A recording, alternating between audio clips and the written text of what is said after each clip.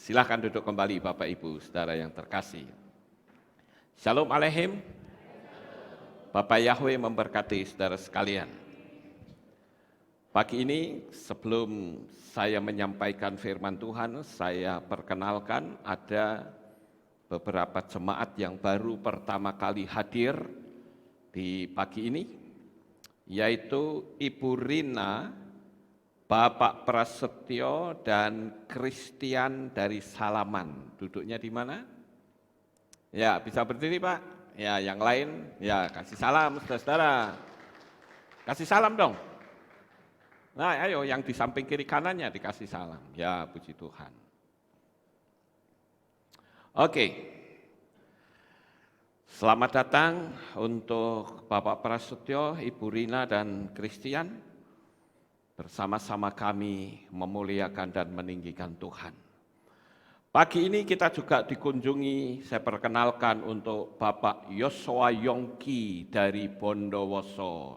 Bisa berdiri Pak? Ya, supaya dikenalin. Ayo saudara kasih salam kiri kanan. Ya, puji Tuhan. Bapak Yosua Yongki ini kemarin baptis pembaharuan.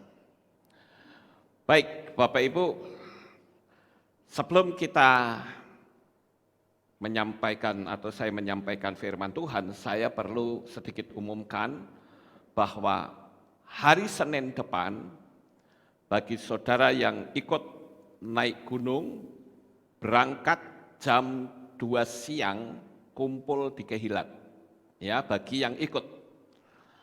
Kemarin ada beberapa orang-orang yang sudah tua tapi mau ikut, saya pikir janganlah ya, karena nanti nggak nyampe ke atas lagi malah bikin susah. Ya, jadi yang masih kuat saja yang bisa ikut, namanya naik gunung pasti nggak gampang, saudara-saudara. Setidak-tidaknya kita bisa bersama-sama menikmati keindahan alam, tapi ya tentu saja yang fisiknya kuat. Ya, jadi Senin depan, bukan Senin besok ya, Senin depan bagi yang ikut berangkat jam 2, karena pengumuman resminya kan jam 3 ya. Tetapi saya pikir kita ajukan supaya kita bisa lihat sunset. Nginap semalam di tenda, kemudian juga besoknya kita bisa lihat sunrise. Ya Bapak Ibu, itu yang saya umumkan supaya tidak lupa. Nah, pagi ini kita akan mendengarkan renungan firman Tuhan, dan saya ambil renungan firman Tuhan pagi ini di dalam kitab Lukas pasal 4 ayat yang ke-13. Temanya adalah kesempatan terbaik. Nah, kita baca ayatnya dulu ya, saudara. Lukas pasal 4 ayat 13. Dan setelah mengakhiri semua pencobaan, si setan pergi daripadanya untuk waktu tertentu. Sampai di sini pembacaan kitab suci kita. Kalau kita melihat dari teks ILT ini, saudara-saudara, kita punya sebuah bayangan bahwa setelah si Satan mencoba Yesua, dia pergi daripada Yesua untuk waktu tertentu. Berarti dia pergi gitu aja ya. Nah, ini kurang jelas Bapak Ibu. Tapi kalau kita lihat di dalam teks bahasa Ibrani, itu akan sangat jelas arah ayat ini kemana. Di dalam teks bahasa Ibrani dikatakan demikian. Kalot Satan kal masah wayirep mimanu ad. Dalam terjemahan King James Version itu cukup bagus, sama ya, seperti ini dikatakan, when Satan had finished every temptation, he left from him until an opportune time. Saudara perhatikan kata an opportune time, itu kesempatan waktu. Waktu yang seperti apa yang dinantikan oleh Satan untuk menjatuhkan Yesua. Sangat disayangkan, saudara-saudara. Berulang kali Satan berusaha untuk melibas Yesua supaya misi dan visi keselamatan bagi seluruh dunia itu gagal. Tetapi ternyata musuh Yesua itu tidak gampang, saudara. Yesua langsung bisa ngerti apa tujuan dari Satan setiap kali dia menjebak dengan berbagai macam cara, bahkan sampai menggunakan ahli Torah dan orang-orang Farisi. Tetapi saudara-saudara, namanya saja Satan, dia tidak akan menyerah begitu saja lalu berkata, oh saya ngelawan Yesua nggak bisa ya, ya udahlah, udah diam aja. Enggak, saudara-saudara. Dia bisa dikalahkan oleh Yesua. Sekarang tujuan dia adalah diarahkan kepada orang-orang yang percaya kepada Yesua, yaitu termasuk saudara dan saya. Kita ini sedang dicari-cari kesempatan waktu agar supaya dia bisa menyusup masuk dan memporak-porandakan kehidupan kita sebagai anak-anak Bapa Yahweh. Yang namanya kesempatan itu adalah peluang, ya, masuknya sesuatu yang kemudian menguasai. Selama orang itu bisa dikuasai. Saya ambil contoh, seorang petinju, dia akan mencari kelengahan lawan untuk memukulkan atau memasukkan pukulan mautnya sehingga musuhnya itu roboh, saudara. Seorang pemuda juga mencari kesempatan untuk mengucapkan rasa cintanya ketika dia memiliki kesempatan, mungkin di ulang tahun temannya atau dalam situasi apapun dia cari kesempatan. Jadi Bapak Ibu, kesempatan yang tepat akan menghasilkan sesuatu yang menguntungkan bagi orang yang mencari peluang tersebut. Kita tentu tahu ada ayat firman Tuhan yang berkata, pencuri datang hanya untuk mencuri, membunuh, dan membinasakan. Dia datang untuk mencuri, membunuh, dan membinasakan. Apakah dia datang serta-merta melakukan penyerangan? Tidak. Dia cari kesempatan. Ketika ada kelengahan, pencuri itu bertindak.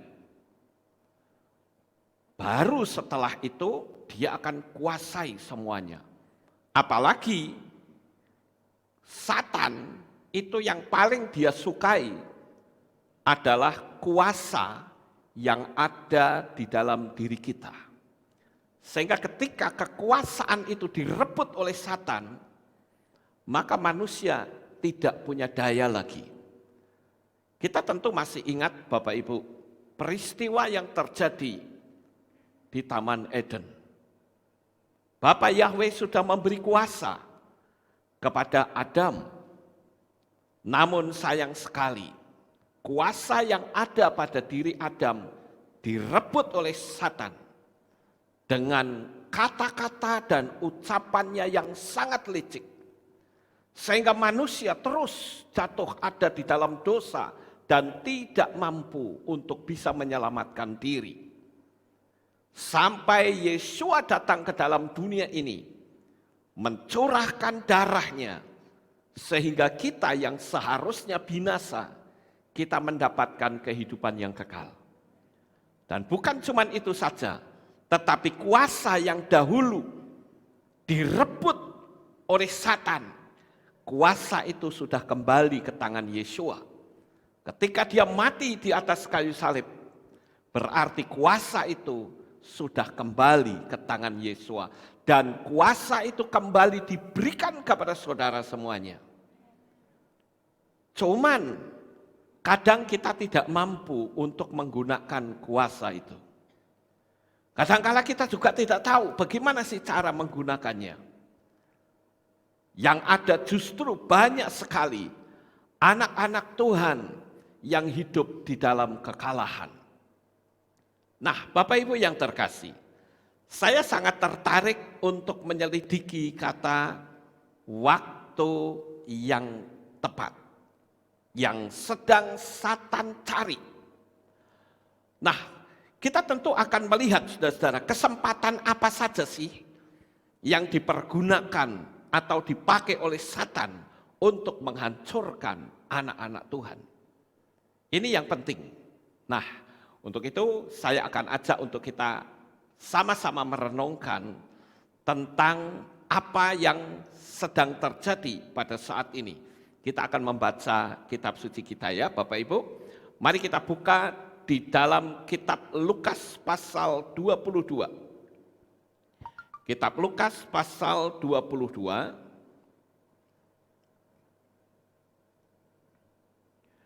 Dan kita akan membaca ayat yang ke-54 sampai ayat yang ke-60. Nah, saya akan bacakan untuk saudara. Dan setelah menangkap Yesua, mereka menggiring dan membawanya ke rumah imam besar. Dan Petrus atau Kefa mengikuti dari jauh. Dan sambil menyalakan api di tengah-tengah aula itu, juga seraya duduk bersama-sama. Petrus pun duduk di tengah-tengah mereka. Dan ada seorang hamba perempuan ketika melihatnya sedang duduk dekat api itu. Dan setelah mengamatinya, dia berkata, orang ini juga ada bersama dengan dia. Namun Kefa menyangkalnya sambil berkata, hai wanita, aku tidak mengenal Yesua, aku tidak mengenal dia. Dan tak lama sesudahnya ada orang lain yang melihatnya, dia berkata, engkau juga adalah seorang dari antara mereka. Namun Petrus berkata, saudara, aku bukanlah dia. Nah, dari pembacaan ayat ini, saudara-saudara, kita bisa menemukan tentang peluang yang dipergunakan oleh si Satan untuk menjebak murid Yesua yang bernama Petrus atau Kefa. Di sini saya beritahukan bahwa ketika sebuah bangunan akan runtuh, biasanya itu ada tanda-tandanya, saudara-saudara. Tanda yang paling jelas adalah dinding-dindingnya mulai retak. Dan kalau dinding sudah retak, itu berarti ada sebuah tanda bahwa rumah itu cepat atau lambat pasti akan runtuh. Sama seperti iman kita, Bapak Ibu.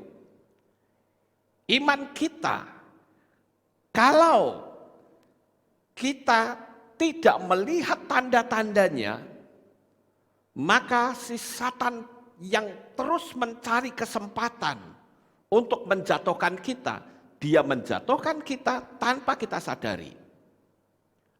Nah, di sini saya ingin agar kita belajar untuk peka menghadapi situasi dan kondisi yang ada menjelang kedatangan Tuhan untuk yang kedua kali, supaya kita waspada.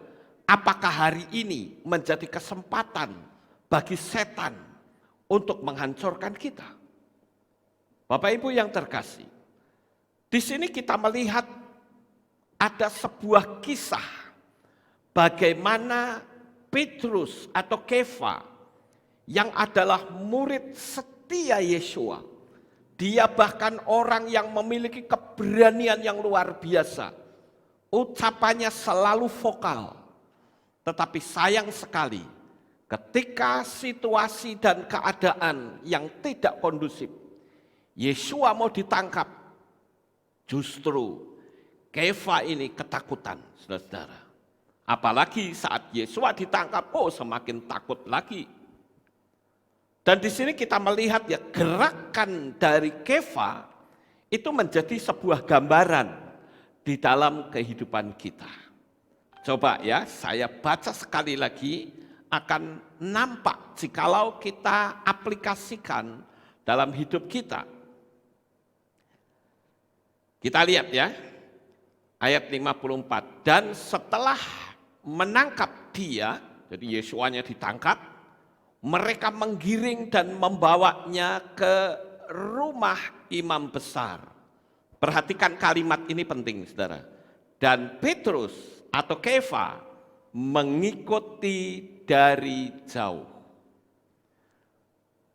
Kata Petrus mengikuti dari jauh itu menjadi sebuah kata sandi untuk kita hari ini. Kita masih mengikut Yesua. Sama seperti Petrus, dia masih mengikut Yesua. Tetapi mengikutnya dari jauh. Dia nggak berani dekat-dekat, saudara-saudara. Nah, coba kita renungkan Bapak Ibu. Benarkah saya di dalam mengikut Yesua itu sudah memiliki jarak? Sudah tidak ada lagi cinta yang berkobar-kobar terhadap Yesua.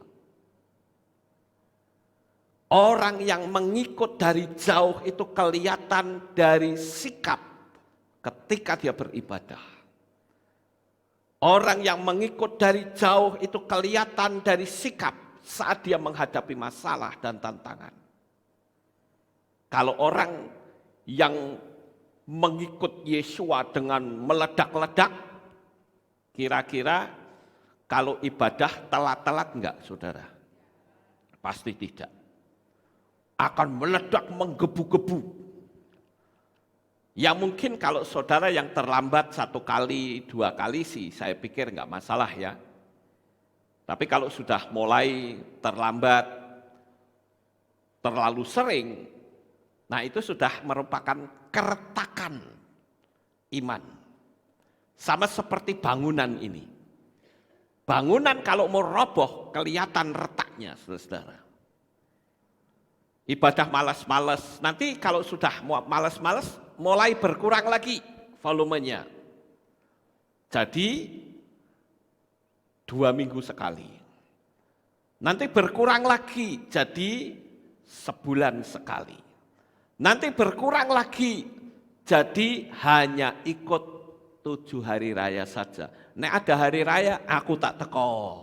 Tapi kalau tidak, saya tak streaming saja di rumah. Enggak apa-apa toh?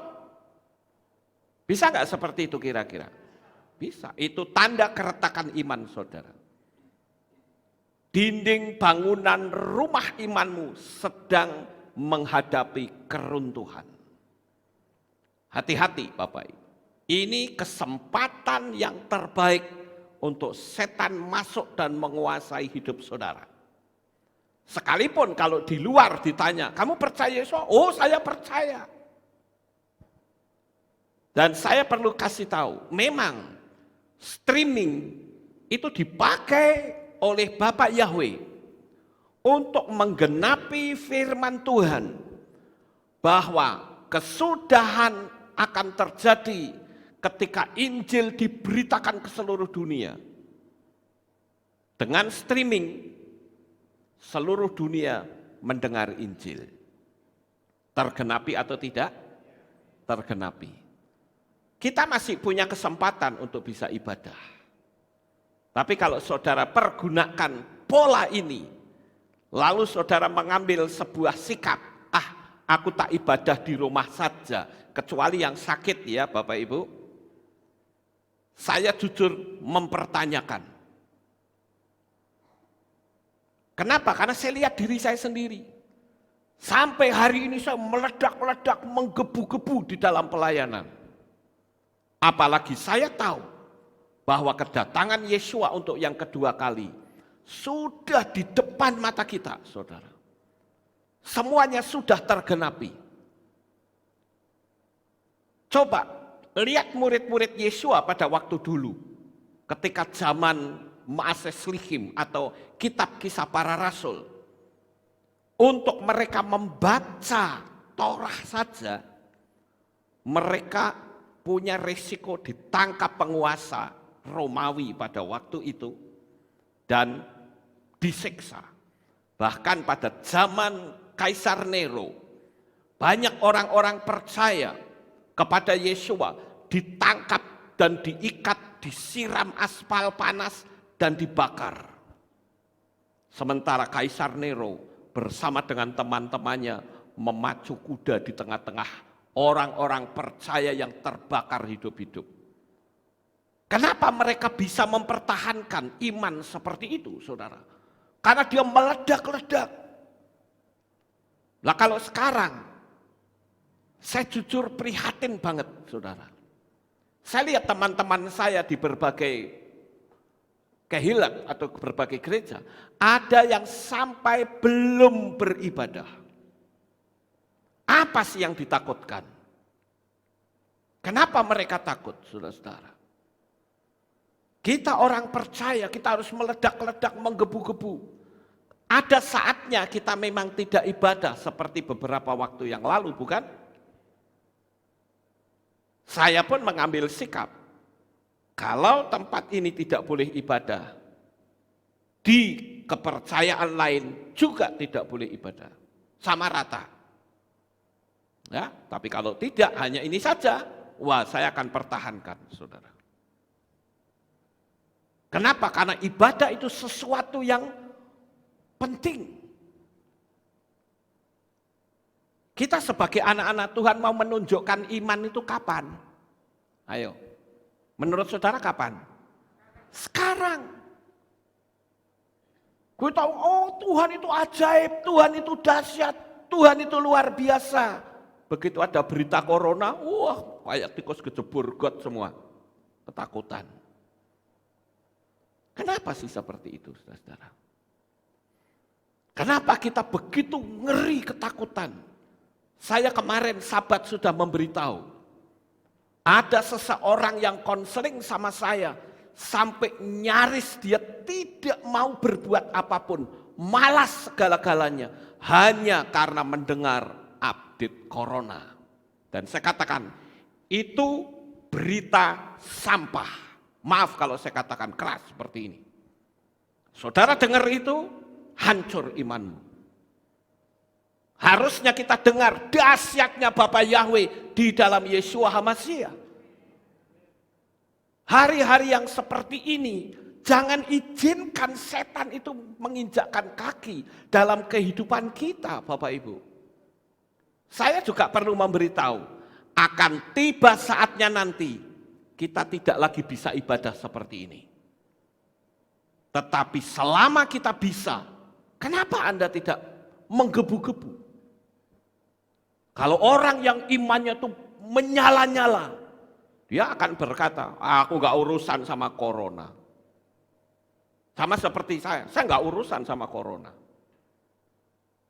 Karena saya punya keyakinan bahwa saya dipelihara oleh Bapa Yahweh. Kalau mati gimana? Ayo wes mati sekarang, mati lusa, mati 10 tahun ya padha wae kok. Apa yang ditakutkan, saudara-saudara? Tuhan butuh iman yang seperti ini. Tapi kalau orang pakai logika, pakai Pak Lukasnya konyol. Betul enggak? Bisa saja seperti itu. Lah saya tidak peduli, saudara-saudara. Orang mau ngatain saya seperti apa, yang tahu iman saya kan saya sendiri. Sampai sejauh mana ledakan-ledakan iman yang berapi-api, yang tahu diri sendiri.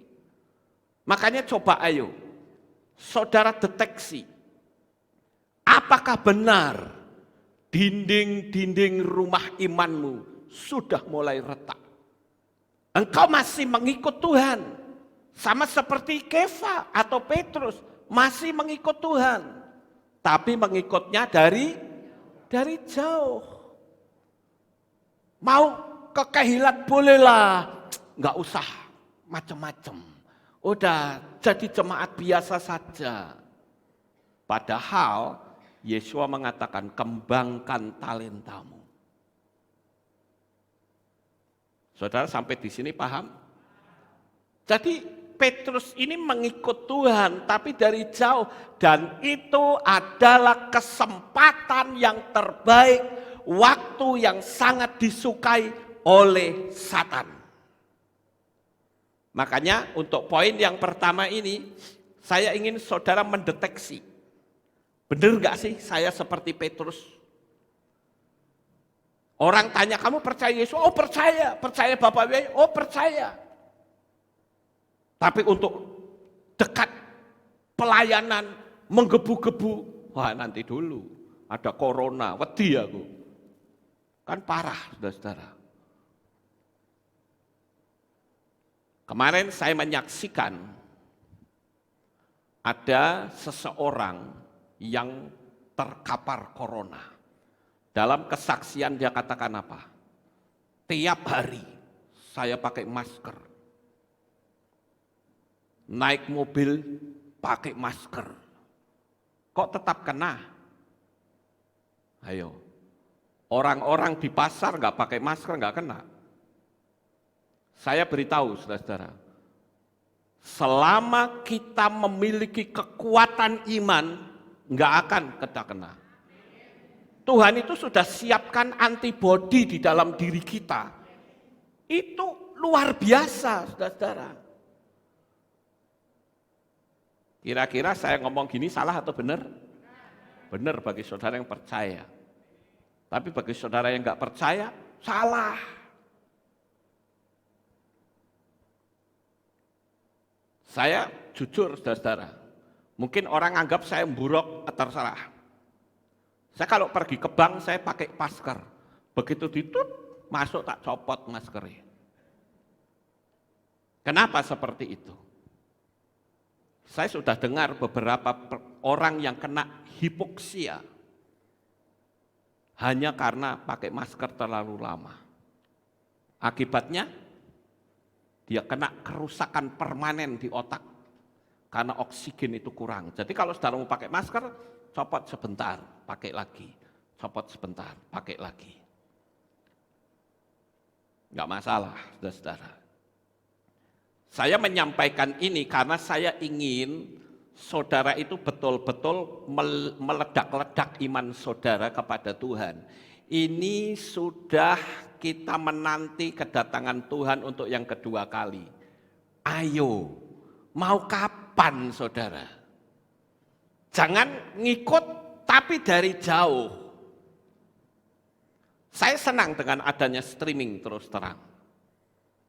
Karena ibadah kita, saudara tahu nggak kalau ibadah kita itu ditonton oleh orang Israel asli. Kemarin saya dikasih tahu sama Jameson anak saya. Dia katakan, papi, tahu nggak ibadah kita itu disaksikan oleh Michael. Dia kelompok mesianik di Israel yang kemarin kita sama-sama ibadah bareng kan di Israel. Mereka saksikan kita. Mereka sangat sukacita, apalagi kita banyak menyanyi lagu-lagu Ibrani. Saya senang dengan adanya live streaming Bapak Ibu. Kadangkala ketika kita ingin menunjukkan iman, dianggap logika konyol. Samalah seperti tahun 2000 dulu. Ketika saya mau menyampaikan nama Bapak Yahweh. Orang bilang apa? Pak, pakai hikmat Pak. Gereja kita itu di Magelang paling top. Jemaat ibadah itu begitu banyak, saya berdiri di sini dulu, saya masih ingat, di sini tuh orang duduk semua, saudara-saudara. Kalau sampai Pak Lukas memberitakan nama besar Bapak Yahweh, tahu nggak resikonya? Saya bilang saya tahu. Saya bisa ditinggal oleh jemaat. Tapi saya berkata, saya di sini tidak punya kerjaan. Saya bekerja full untuk Tuhan. Saya nggak punya bisnis sampingan. Saudara boleh cek, saya nggak punya bisnis sampingan. Dan saya dapat makan karena ada persembahan dari jemaat. Saya nggak perlu munafik. Semua pendeta makan dari uang jemaat. Betul nggak saudara-saudara? Nah sekarang kalau saya ngerti kebenaran, lalu saya biarkan jemaat binasa, jahat nggak kira-kira? Jahat turnemen, saudara-saudara. Makanya saya katakan, saya apapun risikonya saya akan sampaikan. Karena saya juga punya prinsip. Kan saya memberitakan, ayo siapa yang mau masuk surga duluan. Kalau saya tanya saudara, mau masuk surga duluan, mau enggak? Duluan loh saudara, mau? Mau. Tapi kalau disuruh kita nomor 1, belum tentu. Kayak pemberitaan nama Yahweh. Ada yang kasih saran saya juga, Pak, pakai hikmat akal budi. Kita wait and see saja. Kalau nanti yang lain sudah banyak, kita tinggal masuk. Saya bilang, enggak bisa begitu. Berarti saya membohongi. Orang saya ngerti nama pertama saja, saya semalam enggak bisa tidur. Saya harus ngikutin apa saran-saran yang tidak cocok dengan firman Tuhan, yang nggak bisa begitu, saudara-saudara. Mengikut Yesua dari jauh. Kemudian yang kedua, kita lihat indikator dari Petrus ini menurun, saudara-saudara. Di ayat 55, perhatikan. Dan sambil menyalakan api di tengah-tengah aula itu, juga seraya duduk bersama-sama, Petrus pun duduk di tengah-tengah mereka. Ini ada kata sandi, duduk di tengah-tengah mereka. Kalau sekedar duduk saja sih tidak masalah, saudara-saudara. Tetapi kalau duduk sudah menganggap itu semua sama, itu betul-betul sudah runtuh iman kita. Sekarang kita sebagai anak-anak Bapa Yahweh, apakah benar kita itu tetap konsisten memegang kebenaran firman Tuhan? Atau kita bisa duduk bersama mereka. Mereka melakukan apa? Ya udah kita ikutinlah demi keamanan. Kita sudah tidak lagi konsisten dengan firman Tuhan, saudara-saudara. Apakah Yesua mau mengikuti polanya orang Farisi dan ahli Torah? Tidak. Yesua itu termasuk radikal loh. Tetapi bedanya radikal iman kita dengan radikal orang luar sana beda. Kalau radikal iman kita, saya mau tunduk kepada kebenaran firman Tuhan apapun resikonya. Tapi kalau di luar sana, aku mau radikal, enggak sama dengan aku, tak gebok, kan begitu. Beda, saudara-saudara. Kita polanya adalah hukum kasih. Saya tetap pegang prinsip firman Tuhan itu di atas segala-galanya. Ini kalau kita lihat ini grafik Petrus ini turun, saudara-saudara. Dia sudah duduk bersama-sama di tengah-tengah mereka. Sekarang coba kita perbandingkan, saudara-saudara. Perhatikan hidup Lot. Pada waktu Abraham berkata kepada Lot, Lot, daripada gembala-gembala kita ribut, bagaimana seandainya kita pisah saja. Kamu ke barat, aku ke timur. Kamu ke utara, aku ke selatan. Lalu Abraham berkata, ayo kita naik gunung, aku beri kesempatan kamu milih di mana. Lot milih, dia cari tempat yang indah. Oh, di sana. Di lembah Yordan seperti taman Yahweh. Dan Lot berkata kepada Abraham, aku mau ke sana. Oke, silakan. Kitab suci menulis bahwa Lot itu tinggal di lembah Yordan, di luar kota. Tetapi sekarang perhatikan, ketika Lot ditarik keluar, saat Sodom dan Gomora itu akan dimusnahkan Tuhan, Lot ada di mana? Di dalam kota, di tengah-tengah kota, sudah tidak di luar lagi. Secara fisik memang Lot makmur, Lot bisa mengumpulkan banyak uang. Tetapi pertanyaannya, Apakah pada saat keadaan genting seperti itu, Lot bisa memelihara uangnya? Tidak, saudara. Ketika malaikat itu dengan ayo kita cepat, ini mau dimusnahkan, diseret Lot bersama dengan keluarganya. Dia keluar. Sayang zaman dulu belum ada tabungan ya, saudara-saudara. Kalau ada tabungan nggak perlu menoleh ke belakang tuh istrinya, karena semua sudah masuk di tabungan. Tapi kan zaman itu belum ada, dia lihat, aduh rumahku kebakar. Begitu menoleh jadi tiang garam. Dan di sini yang saya garis bawahi adalah, Lot masuk pertama di pinggir. Tapi waktu Lot ditarik keluar, dia sudah ada di tengah. Artinya apa? Artinya kehidupan Lot itu ketarik masuk ke dalam. Dan dia hidup menyatu dengan orang Sodom.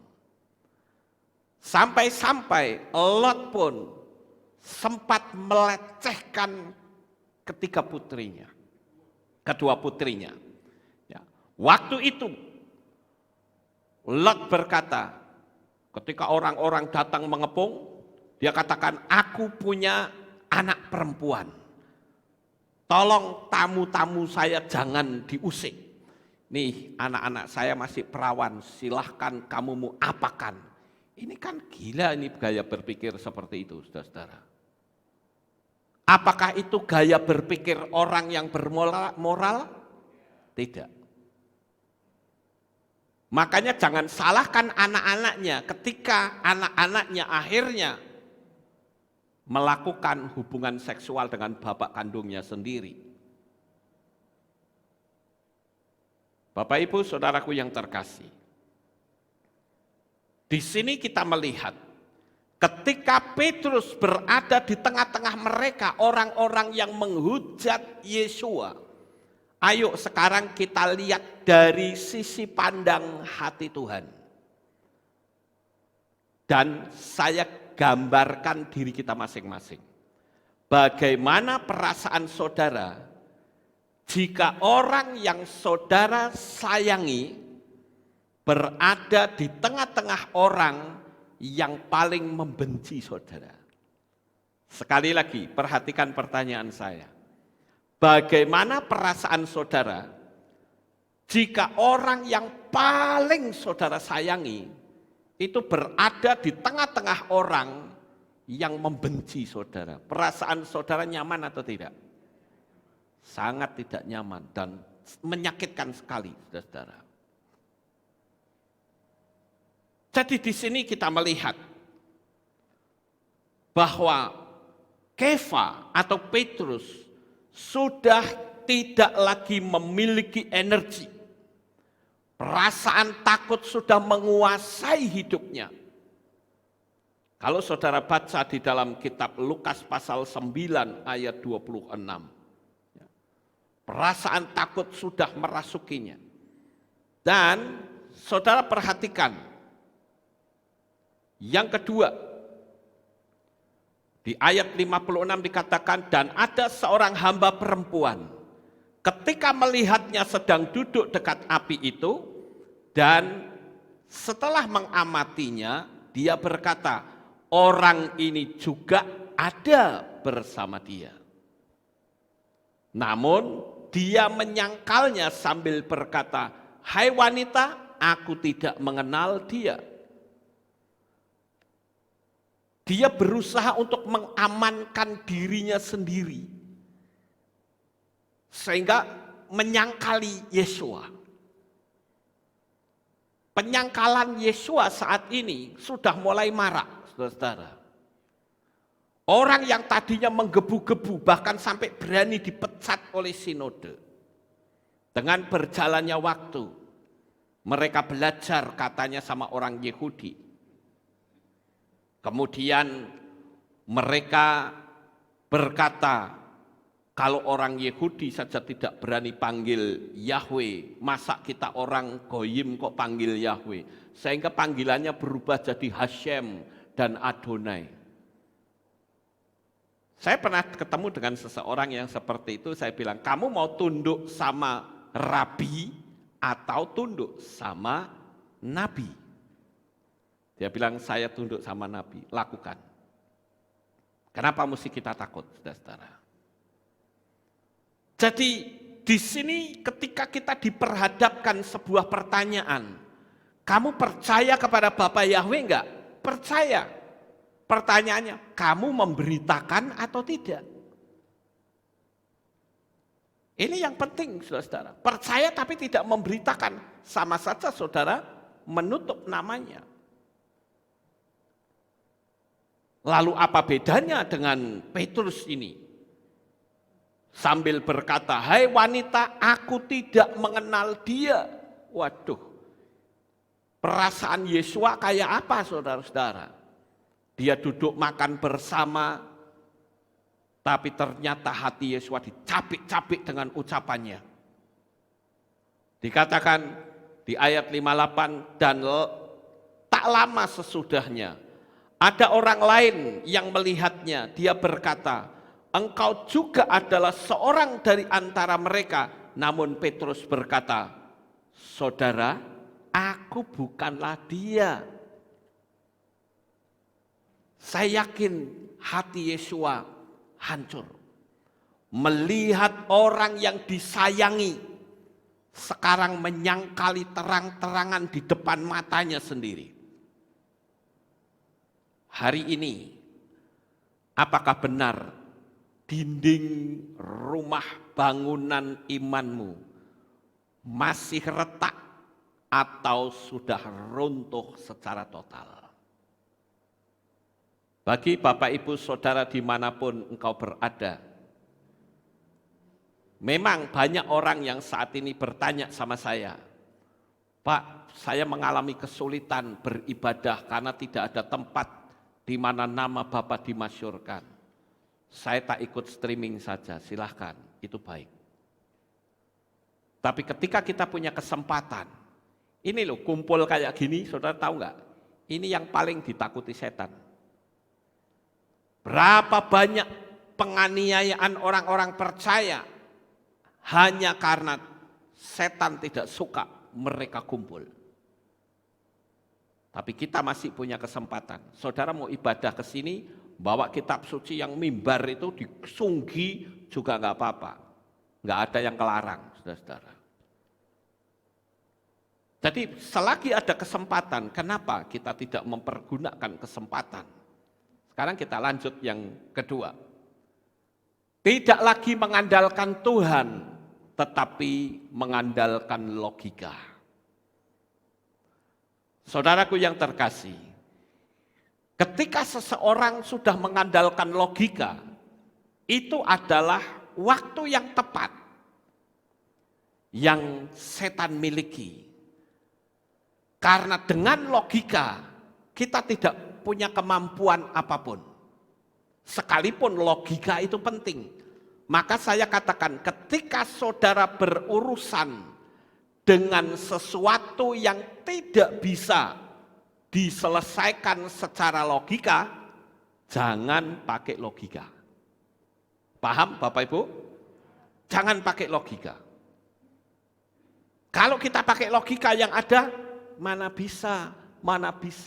Saya beberapa waktu ini ada orang yang WA saya bilang, Pak, apa yang harus saya lakukan? Karena dagangan saya saat ini tidak laku. Saya katakan, kamu sudah melakukan apa? Saya sudah melakukan ini. Oke, pakai logika sudah kan? Sudah, enggak punya hasil kan? Enggak. Ya sudah, sekarang jangan pakai logika.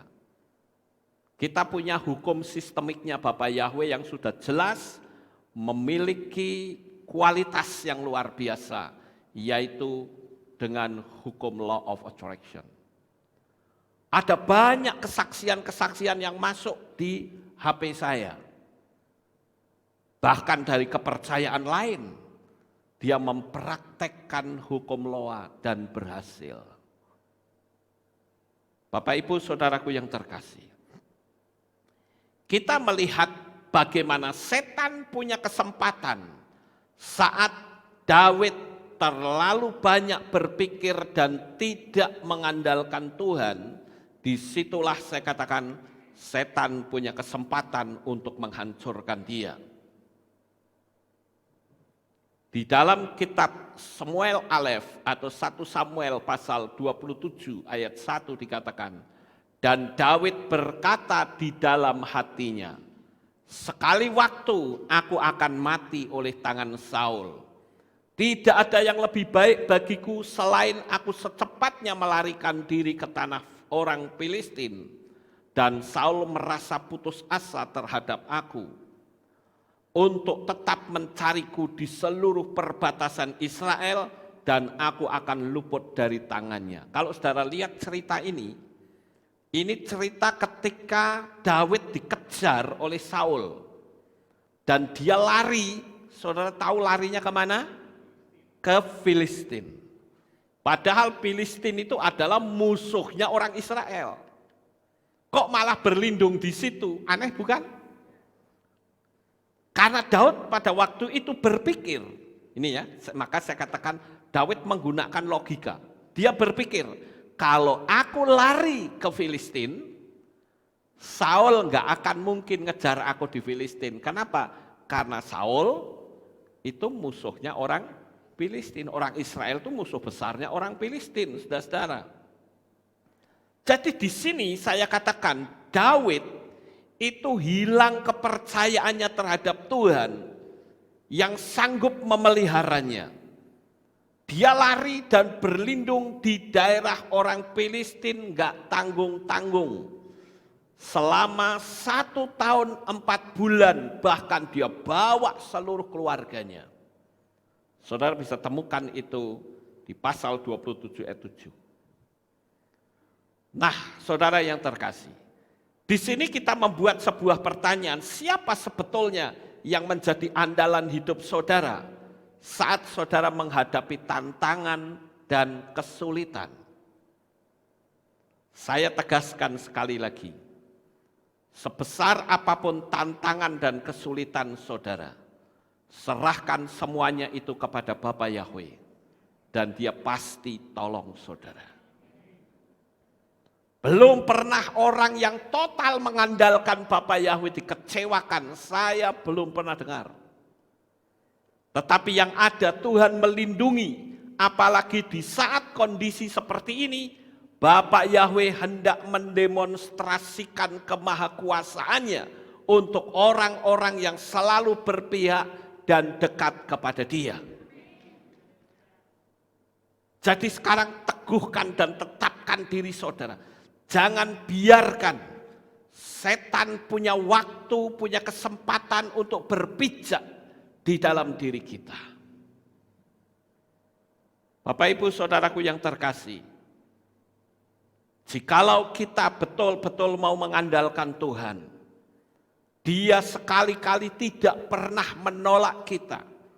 Bahkan Yesua sendiri yang adalah Bapa Yahweh, Dia katakan, marilah hai kepadaku, kamu yang letih lesu dan berbeban berat, aku akan memberikan kelegaan kepadamu. Aku akan memberikan kebebasan, memberikan pertolongan, memberikan pembelaan di dalam kehidupan saudara. Cuman yang jadi pertanyaan, masihkah kita meyakini ayat firman Tuhan itu? Kalau kita menggunakan logika, kita akan berkata, ya memang kondisinya sepi semua. Banyak perusahaan-perusahaan yang kolab. Banyak orang-orang yang usaha gulung tikar. Tapi kenapa kok kita tidak memperkatakan firman Tuhan? Ketika kita takut, harusnya kan kita perkatakan firman Tuhan, Bapak Ibu. Saat kita merasa, saya harus maklum, ketika perasaan takut itu muncul, saya hanya beri penjelasan, saudara harus berani memperkatakan dan yakini bahwa engkau memiliki kesamaan dengan Bapa Yahweh. Karena kita diciptakan, dijadikan Tuhan serupa dan segambar dengannya. Kalau Bapa Yahweh bicara, jadilah, maka Dia jadi. Begitu juga dengan kita. Kita bisa katakan, sekalipun semuanya sepi, sekalipun perusahaan ada 1000 perusahaan yang hancur, saya melihat di sisi kiri saya, dan saat saya menoleh ke kanan, ada 10.000 perusahaan yang guling, tetapi hal itu tidak akan terkena kepada kita.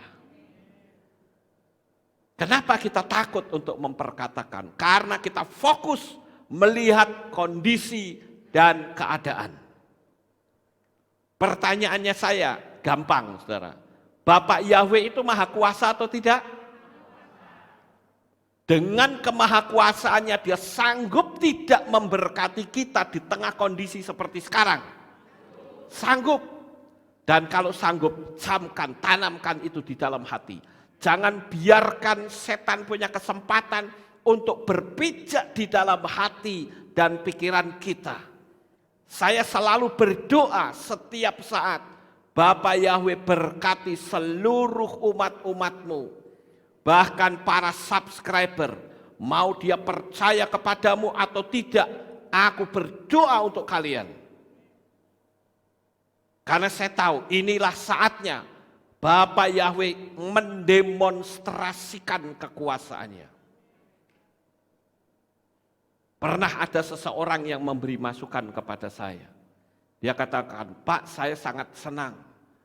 Saya mendengar firman Tuhan yang Pak Lukas katakan, saya punya semangat. Saya baru mendengar seorang pengkhotbah mengatakan, kita sudah tidak punya harapan. Kita sudah kondisinya seperti ini, nggak ada apa-apanya lagi. Wah, itu ngeri sekali, saudara-saudara. Sekali lagi hari ini saya beritahu kepada saudara sekalian, teguhkan hatimu. Kuatkan imanmu. Karena Bapa Yahweh akan memelihara engkau sampai titik nafas penghabisan. Haleluya. Ya, boleh beri tepuk tangan. Sekarang yang berikutnya. Tidak menjaga pendengaran. Ini juga menjadi kesempatan setan berpijak kepada manusia. Saudara mungkin masih ingat peristiwa yang terjadi di Israel yang tertulis di dalam kitab Melechim Aleph atau 1 Raja-Raja pasal 19 ayat 1 dan seterusnya. Di situ ada sebuah peristiwa tentang kekeringan yang terjadi dan Elia mengalahkan sekitar 450-an nabi-nabi Baal dibantai di Gunung Karmel, Bapak Ibu. Elia menang. Dia baru menyelesaikan KKR besar. Dan seluruh Israel sudah berpihak kepada Elia. Seluruh Israel sudah kembali kepada Bapa Yahweh. Waktu Raja Ahab kembali, dia lapor sama istrinya, Ratu Isabel. Dia katakan, nabi-nabi kita mati semua. Lalu Isabel berkata apa? Dia ngomong sama ajudannya, kamu pergi temui Elia. Sama seperti dia memperlakukan nabi-nabiku, aku juga akan memperlakukan dia. Elia tidak menjaga pendengarannya. Dan di situ setan berpijak di dalam hidupnya. Karena dia tidak menjaga pendengaran, yang terjadi adalah Elia melarikan diri, ketakutan ancaman dari Isabel. Padahal kalau kita pikir secara logika, Isabel mau minta tolong siapa, Bapak Ibu? Nabi-nabinya sudah mati semua kok. Iya toh? Dia mau minta tolong siapa? Masyarakat, orang-orang Israel. Orang Israel pada waktu itu sudah kembali kepada Bapa Yahweh. Karena dia melihat peristiwa yang terjadi di Gunung Karmel. Bagaimana Bapa Yahweh menurunkan api, membakar habis semua persembahannya. Jadi Isabel itu sebetulnya sudah tidak punya kekuatan apapun, saudara. Dia cuma ngomong saja. Tetapi omongan itu ditangkap oleh Elia. Dan Elia menjadi takut. Hari ini saya beritahu Bapak Ibu. Setan itu sudah tidak punya kuasa apa-apa. Ketika Yesus mati di atas kayu salib dan dia berkata, sudah selesai, berarti setan sudah total dikalahkan. Tetapi dia masih punya senjata, yaitu apa? Intimidasi, mulutnya nyinyir, saudara-saudara. Itu kan sudah kayak singa, tapi singa yang enggak punya gigi, ompong, saudara. Paling bisa kalau nerekam yang ngemut, karena enggak bisa gigit. Tahu dimut, saudara-saudara? Cuma dimut, swallow, dimut gitu loh. Enggak bisa dia gigit. Kenapa? Karena sudah enggak punya gigi. Dan saya beritahu, kekuatan setan sudah dikalahkan oleh Yesua. Dan kekuasaan Yesua ada pada diri saudara masing-masing saat ini. Kalau ada sesuatu, pergunakan itu. Cara menggunakannya bagaimana, Pak? Pakai ucapan. Kuasa atas ucapan itu dahsyat sekali. Kalau warung atau toko saudara sepi, saudara harus berani berkata, warung saya rame, pembelinya banyak. Yakini itu dan betul pembelinya akan datang.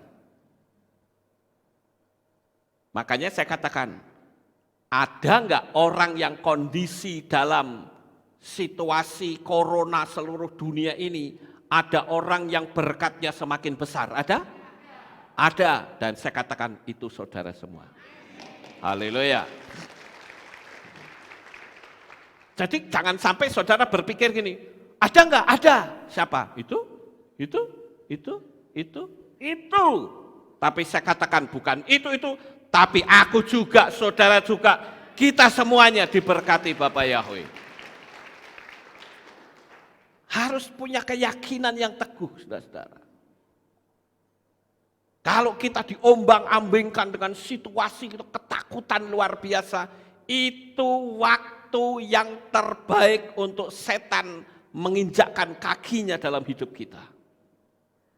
Sudah bukan saatnya kita mempercayai kata-kata setan.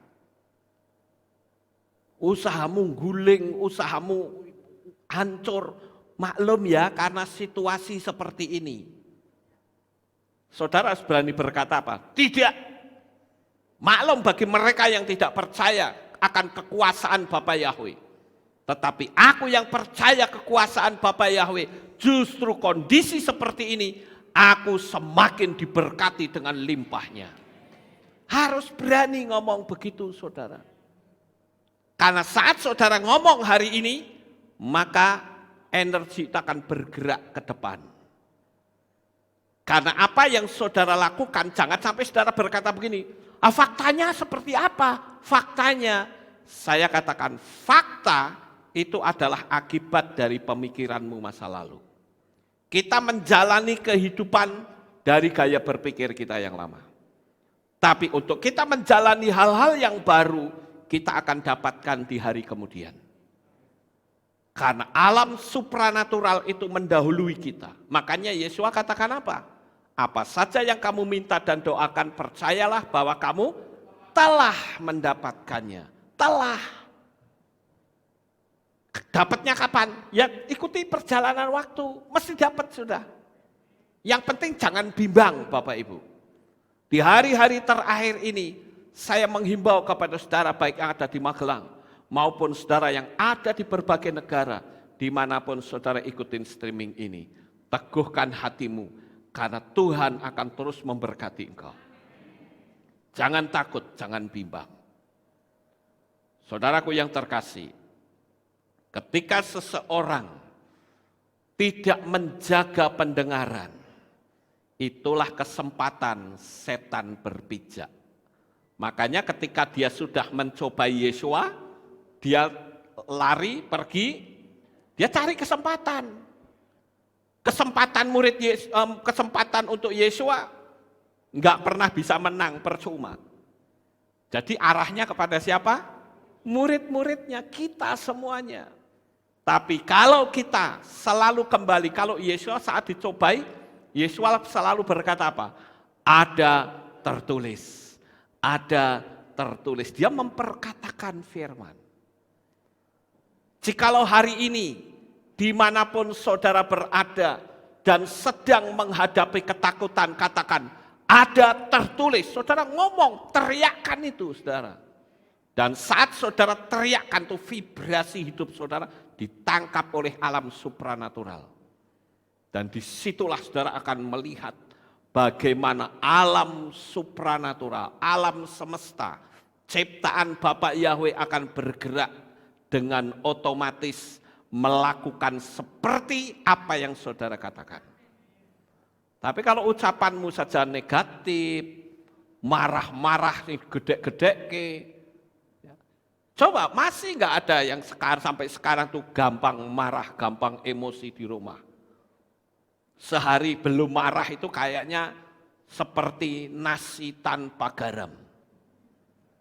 Pokoknya nomor satu marah dulu. Ada nggak kira-kira yang seperti itu hari ini? Harapan saya tidak ada ya saudara-saudara. Bukan cuma di sini, kalau di sini ya nggak ada orang marah. Di rumah maksudnya. Jangan gampang marah nomor satu, marah itu energi negatif loh. Saudara setinggi apapun power, energi, vibrasi hatimu, begitu marah itu langsung turun, jadi nol saudara-saudara. Bahkan mungkin minus, kalau sampai melakukan tindakan-tindakan yang tidak berkenan di hadapan Tuhan. Kita lanjut sekarang. Jadi jaga pendengaran. Jangan pernah mendengar hal-hal. Saudara kan bisa mendeteksi. Ini aku dengar kayak gini kok kayaknya enggak nyaman deh. Ya jangan dengar saudara-saudara. Amen. Sekarang kita lihat. Tidak memperhatikan pergerakan zaman. Zaman ini tidak seperti itu terus, saudara-saudara. Coba kita lihat gambar ini. Ini gambar dulu waktu kita masih anak-anak. Anak-anak ini dulu, wah saya kalau ingat ini, wah rame ya. Pada peta umpet, lari-lari, wah itu akrab banget, saudara. Sekarang mana ada orang yang seperti itu. Mainannya gadget semua tuh, sendiri-sendiri tuh. 4 orang nggak saling omong, ya ini 3 orang nggak saling omong. Ya bayangin saudara. Sosialisasi secara interaksi itu nggak ada lagi. Ini artinya apa? Zaman itu berubah-ubah, Bapak Ibu. Nah ini yang harus kita sikapi. Kita kadang tidak memperhatikan tentang pergerakan zaman. Padahal Yesua ngajari kita. Dia katakan coba lihat itu kalau langit hitam akan seperti ini, langit merah seperti ini. Kan Yesua katakan seperti itu. Dan saya perlu kasih tahu saudara-saudara, kondisi sekarang ini memang kita ada di dunia yang sangat modern. Apalagi saya dengar ini Cina sedang membuat kereta api, tapi bukan kereta api yang biasa yang dikenal dengan Hyperloop. Pernah dengar nggak Hyperloop? Siapa yang belum pernah dengar Hyperloop? Angkat tangan. Loh ini saya ngomong apa barusan? Lah kan saya ngomong Hyperloop ya. Yang maksud saya yang di luar sana ya. Hyperloop itu begini saudara-saudara. Kereta api, tapi dia punya kecepatan itu 1.200 km per jam kecepatannya. Jadi melebihi kecepatan pesawat yang mau take off. Kalau pesawat mau take off kan sekitar 400 km per jam. Ini 1.200 km per jam. Hyperloop itu kereta api, tapi dibuat pakai magnet, saudara. Jadi nanti kayak ditiup begitu ya, masuk ke dalam tabung, ditiup dengan kecepatan yang sangat luar biasa, tahu-tahu sudah sampai sana.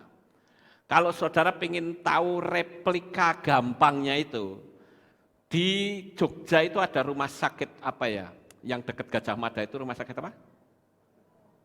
Dr. Sarjito ya bukan? Oh Panti Rapih. Nah di Panti Rapih itu ada Hyperloop, saudara. Saya menyaksikan itu untuk ngirim obat, ya Jadi itu kayak tabungnya transparan. Saya waktu itu sempat pas berkunjung nengok jemaat, saya berdiri di situ, tiba-tiba kluduk. Ini apa lagi ya? Terus saya tanya sama satpam, "Wih, kok bunyi kelatak kluduk, apa ini ada tikusnya Pak ya?" Dia bilang, "Enggak Pak, itu ngirim obat." Oh ya, ngirim obat, terus bagaimana? Itu masuk ke tabung itu. Jadi kalau obat itu tinggal dimasukkan, dek, pakai mesin, cus, itu langsung ke tujuannya. Nah itu hiperloop itu kira-kira kayak begitu, saudara-saudara. Tapi kalau itu kan obat, nah hiperloop itu kereta yang dinaiki orang. Kecepatannya 1.200 km per jam. Dan kereta itu nanti tidak akan nempel di rel, tapi dia akan mengambang. Kenapa? Karena dia menggunakan magnet yang tolak menolak, dia jadi ngambang tuh, kecepatan yang luar biasa. Ini artinya apa? Zaman terus bergerak, zaman itu terus bergerak. Apakah zaman akan seperti ini? Tidak. Kalau kita melihat dalam dunia alam supranatural menurut kitab suci, zaman seperti ini akan berakhir dan akan berpindah ke zaman anti Hamasia. Jangan sampai ketika Yesua datang untuk yang kedua kali, kita ketinggalan. Saat ini kita hidup dalam zaman Roh Kudus. Dulu zaman Bapa itu dari kitab Bereshit, kitab Kejadian, sampai zaman Raja Daud, itu disebut zaman Bapa. Berubah dari Raja Daud sampai Yesua, naik ke Syamayim, itu disebut zaman Putra, di mana di situ banyak nubuatan-nubuatan yang mengarah kepada Yesua. Nah, sekarang dari sejak Yesua terangkat dan Roh Kudus diturunkan, ini yang dikenal dengan zaman Roh Kudus. Zaman ini akan berakhir, Roh Kudus akan kembali.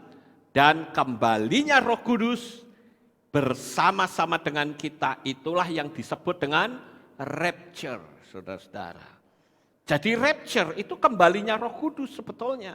Tapi karena Roh Kudus itu sayang dan cinta sama kita, kita tidak ditinggal, kita dibawa bareng-bareng menyongsong Tuhan di awan-awan yang permai. Paham Bapak Ibu? Jadi inilah yang saya katakan, percepatan waktu yang luar biasa. Ingat, sebentar lagi kita akan masuk tahun 5781. Ya.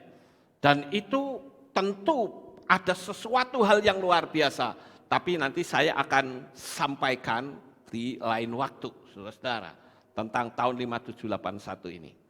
Jadi saya berharap saudara sekalian jangan beri kesempatan untuk setan berpijak di dalam hidup saudara. Sukses besar untuk saudara, Bapak Yahweh memberkati, haleluya. Kita tunduk kepala saudara-saudara dan kita akan berdoa. Kami mengucapkan terima kasih dan syukur kepadamu ya Bapak Yahweh. Di pagi yang indah ini kami bersama-sama telah mendengarkan renungan firman-Mu. Biarlah apa yang kami renungkan, kami tanamkan dalam hati, untuk kami tidak memberi kesempatan waktu bagi setan untuk berpijak dalam hidup kami. Terima kasih ya Tuhan, kami tahu Engkau memberikan hak dan kebebasan untuk memilih. Terima kasih Bapak Yahweh, meteraikan firman ini di dalam hati anak-anak-Mu, di dalam nama Adonai Yeshua HaMashiach, kami sudah berdoa. Amin, haleluya. Kita akan dengar pengumuman saudara-saudara. Shalom, berjumpa kembali dalam Aleph Tau Breaking News. Berikut saya sampaikan pengumuman untuk minggu ini. Info multimedia. Bagi Bapak Ibu Saudara-saudari yang rindu melayani di bidang multimedia, baik itu LCD, kameramen, editor, dan live streaming, dapat menghubungi Saudara Dio atau Jeffy dengan nomor berikut.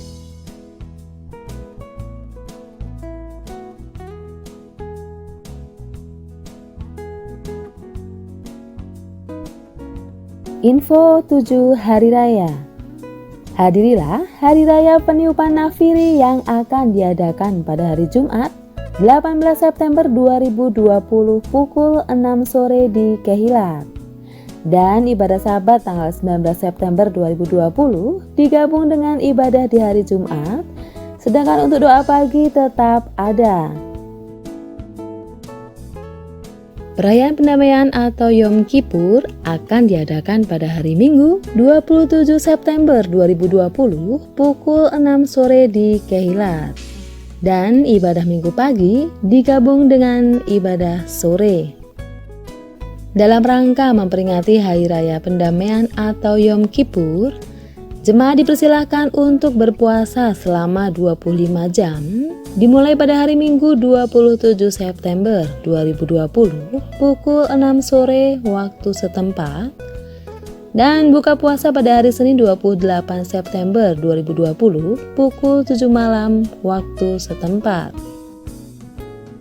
Serta jemaah dihimbau untuk membawa kertas yang bertuliskan dosa-dosa yang akan dibakar di Kehilat. Dan untuk jemaat yang mengikuti live streaming bisa mengikuti ritual tersebut di rumah masing-masing. Hari Raya Sukkot akan diadakan pada hari Jumat 2 Oktober 2020 pukul 6 sore di Kehilat. Dan ibadah Sabat 3 Oktober 2020 digabung dengan ibadah pada hari Jumat, sedangkan untuk doa pagi tetap ada. Hari Raya Shemini Atseret akan diadakan pada hari Jumat 9 Oktober 2020 pukul 6 sore di Kehilat. Dan ibadah Sabat 10 Oktober 2020 digabung dengan ibadah di hari Jumat, doa pagi tetap ada. Hari Raya Simchat Torah akan diadakan pada hari Sabtu 10 Oktober 2020 pukul 6 sore di Kehilat. Dan ibadah Minggu pagi dan sore 11 Oktober 2020 tetap ada. Bagi jemaat yang ingin mengikuti pembacaan kitab suci selama 1 tahun, dapat mendaftarkan nomor WA saudara ke kantor Kehilat. Bagi jemaat yang sempat keluar dari grup kemudian ingin bergabung kembali, dapat menghubungi kantor Kehilat. Ditunggu paling lambat 9 Oktober 2020. Akan diadakan kegiatan naik gunung dengan tujuan ke Gunung Mangli, yaitu di bawah kaki Gunung Sumbing pada tanggal 14 September 2020 dengan biaya per orang Rp100.000. Berangkat dari Kehilat tepat pukul 2 siang dan peserta dibatasi hingga 150 orang saja. Oleh karena itu, bagi jemaat yang berminat bisa menghubungi kantor Kehilat. Pendaftaran ditunggu hingga 11 September 2020. Keluarga besar Kehilat Alefto mengucapkan Yom Huludet Sameach bagi Bapak Ibu Saudara-saudari yang berulang tahun di bulan ini. Kiranya berkat dan anugerah Bapa Yahweh selalu melingkupi saudara dan kado yang terindah Bapa Yahweh berikan bagi saudara. Demikian pengumuman untuk minggu ini. Sukses besar untuk saudara, selalu sehat dan semangat. Bapa Yahweh memberkati. Saudara, sekali lagi saya tekankan untuk perayaan Yom Kippur, ibadahnya bukan jam 5 sore, tetapi ibadahnya jam 6 sore. Jadi saudara jangan sampai nanti keliru, nanti saudara akan datang ke Gasien. Tapi nggak apa-apa sih kalau datang Gasik daripada telat. Tapi nanti kita ibadahnya jam 6 sore. Ya. Nah, saudara-saudara, yang berikutnya adalah seperti biasa pada tiap-tiap minggu pertama, kita selalu memberikan persembahan tatangan untuk pembangunan. Jadi, karena di sini kok tak lihat nggak ada kotaknya, jadi kotaknya di situ saja, ya di belakang sana. Itu untuk persembahan tatangan. Dan yang terakhir, bagi saudara yang berulang tahun di bulan September, kami persilahkan maju ke depan. Saya akan doakan saudara. Ayo, tidak usah malu-malu, saudara didukung doa oleh seluruh jemaat Bapak Yahweh. Sementara yang tidak berulang tahun kita tutup dalam doa, mari kita bangkit berdiri, kita akan tutup di dalam doa. Mari kita bersama-sama berdoa untuk saudara-saudara kita yang berulang tahun di bulan September. Arahkan tangan saudara ke depan, semua ke depan, dan mari kita sama-sama doakan. Bapak Yahweh, pada pagi ini sebelum kami pulang ke rumah kami masing-masing, ya Tuhan, saya berdoa untuk anak-anak-Mu yang berulang tahun di bulan September.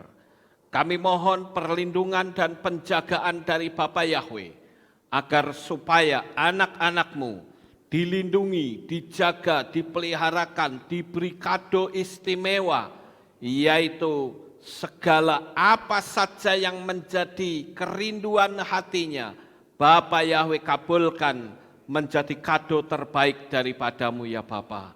Terima kasih Tuhan, kami menyerahkan seluruh kehidupan anak-anak-Mu ini dalam tangan-Mu. Bagi mereka yang sudah bekerja, berkati pekerjaannya. Segala apa saja yang mereka lakukan dan kerjakan, dibuatnya Engkau menjadi berhasil. Begitu juga yang sekolah, Tuhan beri hikmat, akal budi, kepandaian, sehingga di sekolahnya menjadi anak-anak yang pandai, jauh di atas rata-rata dari semua temannya. Terima kasih Bapa, berilah kesehatan, kekuatan, damai, sejahtera, dan perlindungan dari Bapa Yahweh. Di saat perayaan ulang tahun mereka akan menyadari bahwa hidup mereka berkurang satu atas jatah yang Tuhan sudah berikan. Oleh karena itu kami dengan berulang tahun menjadi semakin lebih dekat dengan Engkau. Terima kasih Bapak Yahweh. Sekali lagi berkati anak-anak-Mu yang berulang tahun, buat mereka sehat semua, penuh dengan damai dan berkat yang besar.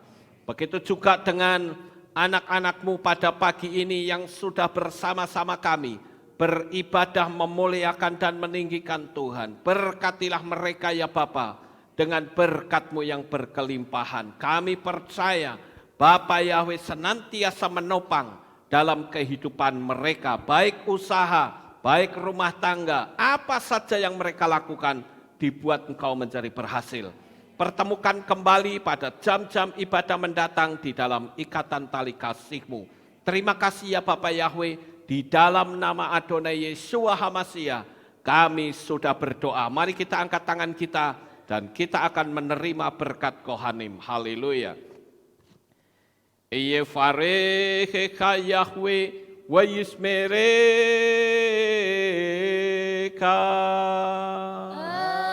Amin. Ken yehirotza. Yair Yahweh panau eleka. Wihuneka.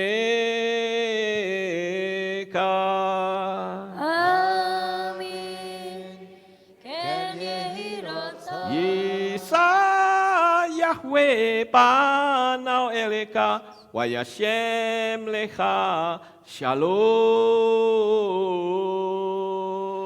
Amin. Ken yehirotza.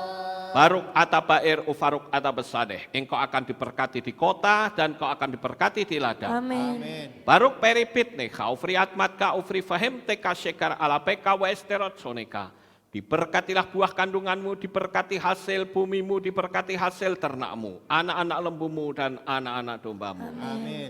Baruk tan akau misyarteka, diberkatilah bakulmu dan tempat adonanmu. Amin. Baruk ata boboy kau faruk ata betseteha, dan kau akan diberkati pada waktu kau masuk dan kau akan diberkati pada waktu kau keluar. Amin. Baruk ata Yahweh Elohenu melek haolam, besem Yeshua HaMashiach Ruach HaKodes kile olam faed. Kami sudah berdoa dan mengucap syukur. Haleluya.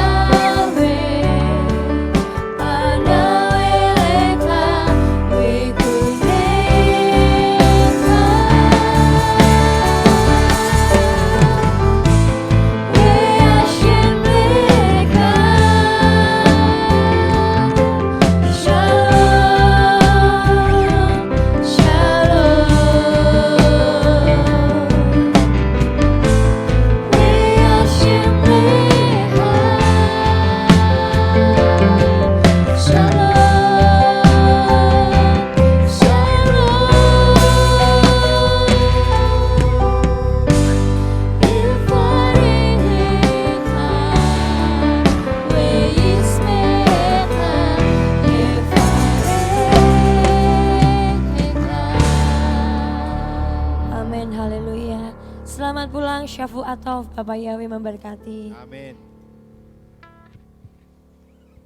Dikala ku berdoa, teringat kamu,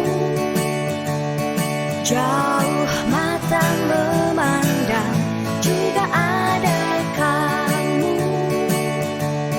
Karena besar kasih-Nya, kita dijadikannya satu dalam keluarga besar Yesus Tuhan.